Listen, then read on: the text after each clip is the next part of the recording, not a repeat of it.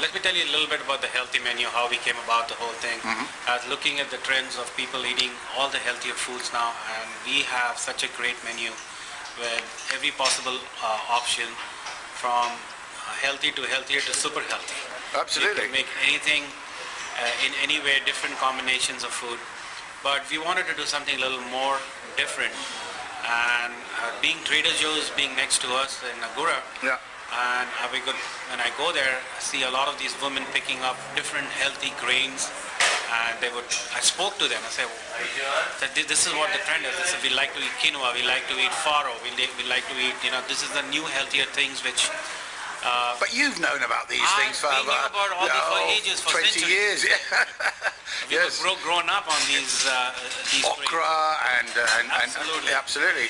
So I thought, why not put it on the menu and create a healthy, a super healthy, and a tasty menu. Yeah. What happens is most of the places where you go, they create healthy food, but it's bland. Yeah, it tastes like cardboard, doesn't it, really? Absolutely, it tastes like cardboard many places. Because they don't know anything about spices. So we took our spices, flavored them up, really nice, and kept it extremely healthy the way it's supposed to be cooked, and people are enjoying it.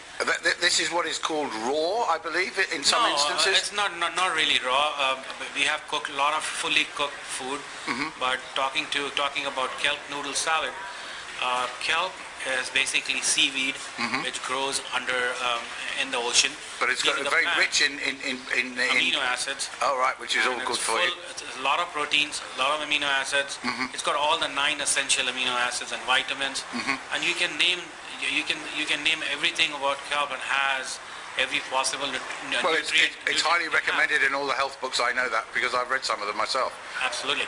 So what we did is we took these are colorless, flavorless noodles-looking vegetables. Oh, okay. They cut in the shape of noodles. Oh, okay. It's a vegetable. It's a crunchy vegetable. Oh, right, okay. And we mix it with fresh vegetables like pea shoots, carrots, snap peas, cucumber, onion, tomatoes, and we have a sesame dressing. I mean, like we do different salads, but this one, kelp noodle salad, will have mainly, Well, that's been a big hit, hasn't it, at the moment? I mean, all I can tell is from what we've seen in Agoura Hills and in Sherman Oaks over the last 2-3 weeks, they're runaway hits, apparently. Everybody's Well, I know that I love the hummus, which is a very unusual hummus. For those people that have eaten hummus, the Middle Eastern, it has a similar texture, but there's a big difference because you mix it with cheese, as I mean.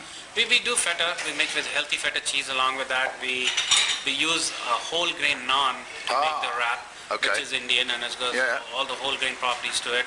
And we use a very good, very flavorful chopped parsley salad, which goes along with chicken or tofu in there. All right, okay. So the flavors and the taste are really, really good. Right. And then we have mung beans and rice, which is another Indian staple item in most of the Indian homes. Okay. And it's no fat at all, and has a lot of proteins because of the legume, the green legume it is. And it's said, and even if you eat for years just the mung beans and rice, it's a complete meal. It gives every possible nutrition you need, and you can live off it for years without even eating anything else. But of course, if you come to Jinky's, you've got a 500-item menu. You would never eat the same thing in 2 or 3 days. Yes, but mung beans and rice has also become very, very popular. People love that dish. And describe the taste. Is it spicy? Because obviously, what you've done is you've created your own version of this dish with many of the Jinky's spices. Absolutely. This dish was basically we eat at home.